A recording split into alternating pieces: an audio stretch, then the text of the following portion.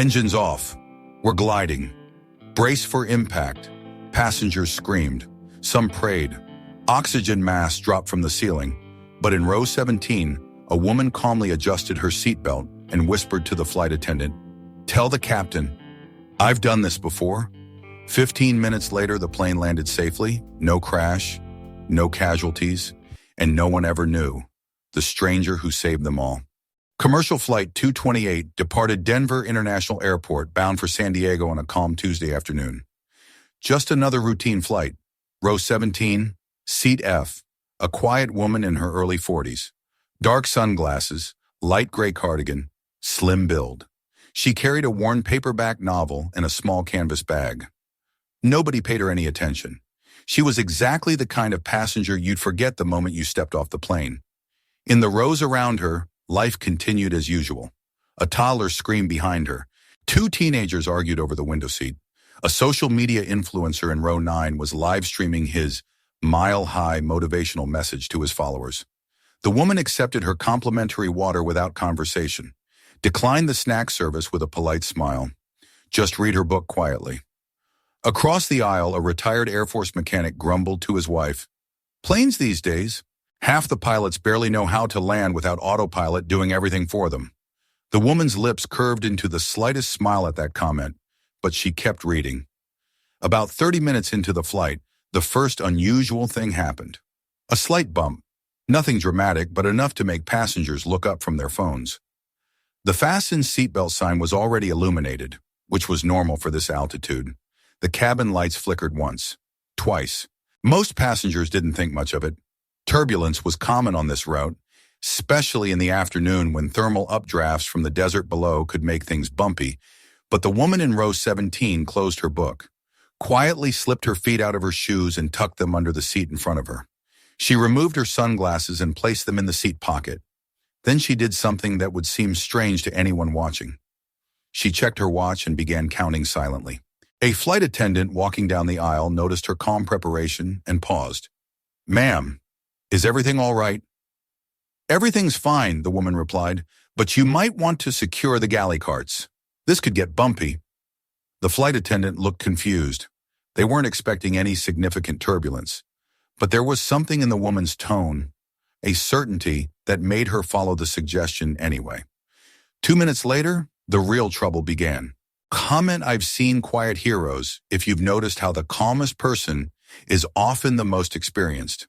Then came the sound every passenger fears, a loud thump from outside the aircraft, followed by an unnatural silence. No engine hum, no vibration, just nothing. The plane was gliding, falling silently through the sky. Cabin lights switched to emergency red for several seconds. The aircraft began a noticeable descent that made everyone's stomach drop. The intercom crackled with static, then the captain's voice trying to stay calm. "Ladies and gentlemen, this is Captain Rodriguez. We've experienced a dual engine failure. We are currently gliding and looking for the nearest airport. Please follow crew instructions and prepare for an emergency landing." Chaos erupted throughout the cabin. Oxygen masks dropped from overhead compartments. People screamed, cried, grabbed their phones to send final messages. The influencer, who'd been live streaming just minutes before now, sat frozen in terror. Children were crying, adults were praying. Several passengers started hyperventilating, but in row 17, the woman remained completely calm.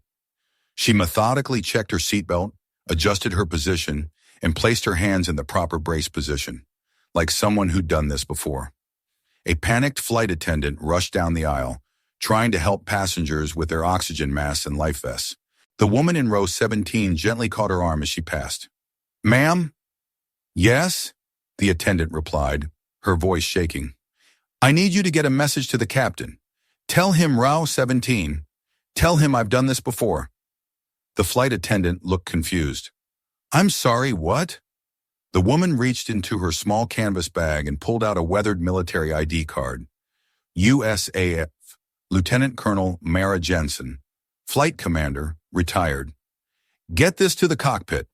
Now, please hurry." The flight attendant stared at the ID, then at Mara's calm face. Something in her expression. This wasn't panic. This was preparation.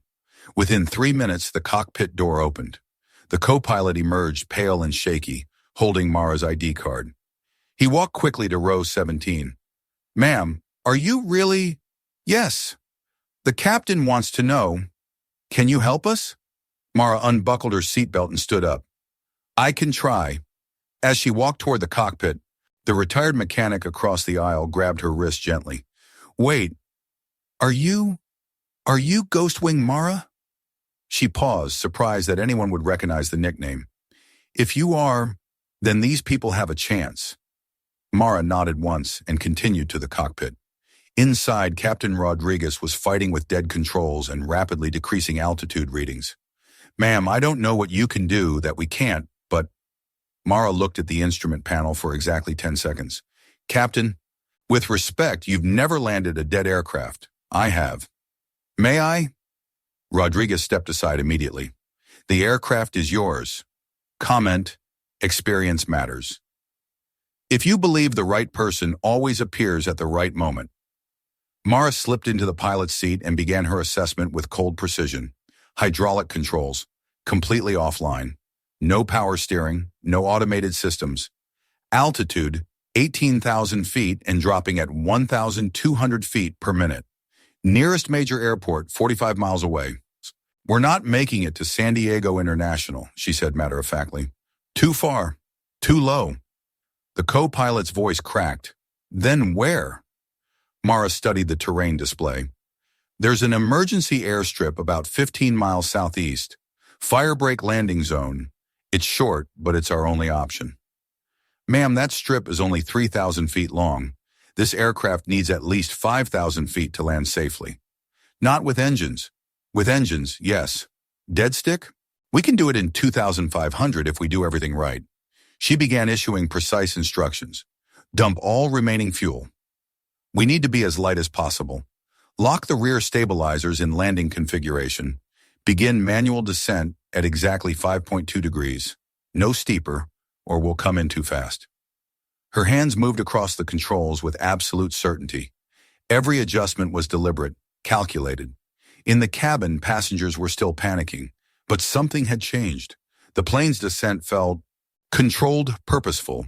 The retired mechanic stood up and announced to nearby passengers, "Someone's flying this thing, someone who knows what they're doing." At 12,000 feet, Mara began the approach to the emergency strip. "Co-pilot, I need you to manually deploy landing gear at my signal. No hydraulics means no automatic deployment." "Yes, ma'am." At 8,000 feet, the emergency airstrip came into view. It looked impossibly small from the air. A narrow ribbon of asphalt cut through desert scrubland. "Gear down, now!" The landing gear deployed with a heavy thunk that passengers could feel throughout the aircraft. At 6,000 feet, they were committed. No turning back. Mara's voice remained steady. "Flaps to landing position. Prepare for ground contact in 90 seconds. The plane approached the strip at 150 miles per hour, much faster than a normal landing, but the only speed that would keep them airborne long enough to reach the runway. Trees and power lines flashed beneath them.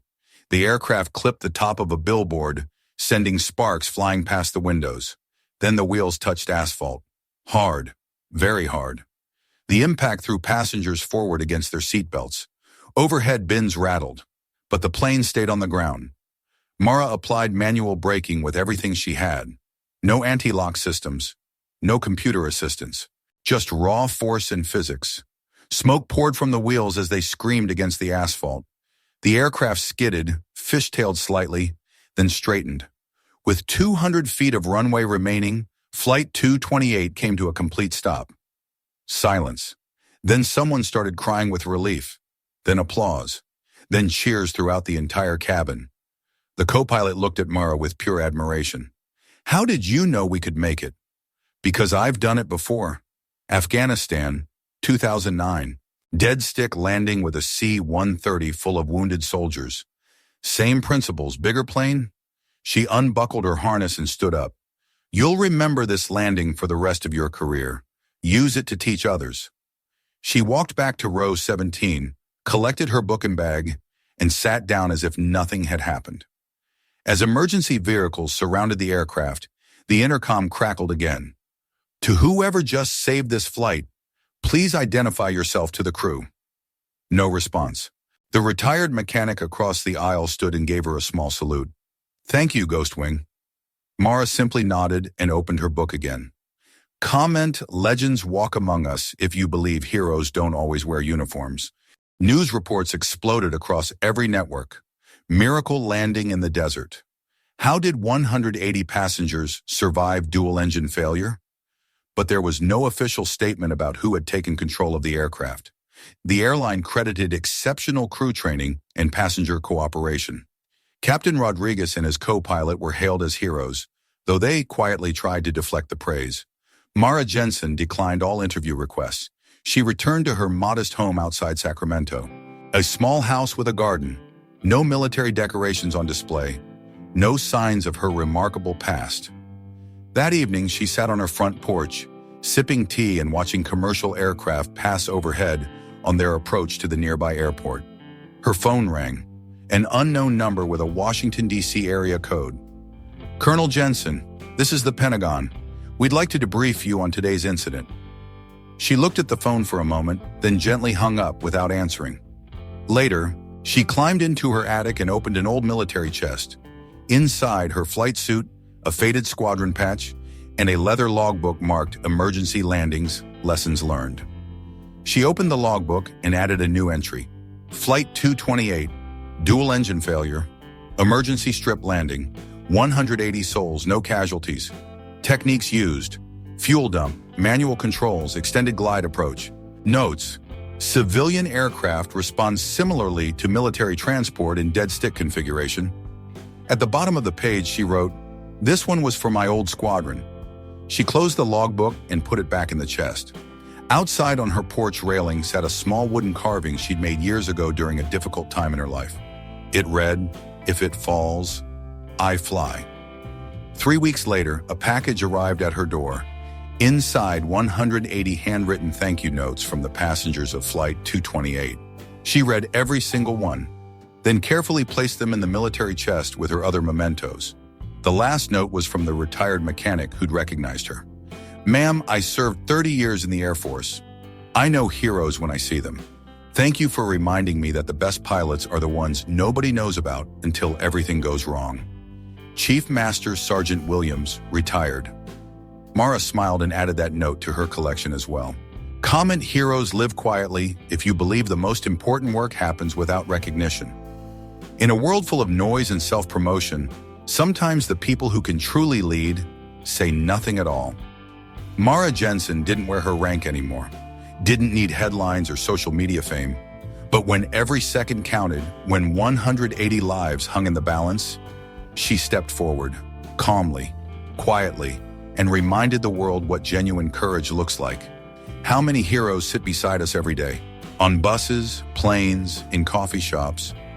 Former soldiers, retired firefighters, experienced nurses. People with skills that could save lives, waiting silently until they're needed. This story is for them, for the quiet professionals who've done this before and mean it, for the ones who don't need applause to do what's right. The next time you're on a plane, look around. That ordinary person in the middle seat might be extraordinary when it matters most, because real heroes don't announce themselves. They just act when action is needed. And sometimes, that's exactly when we need them most. Comment, "She spoke through action," if you've ever seen someone rise when no one else could.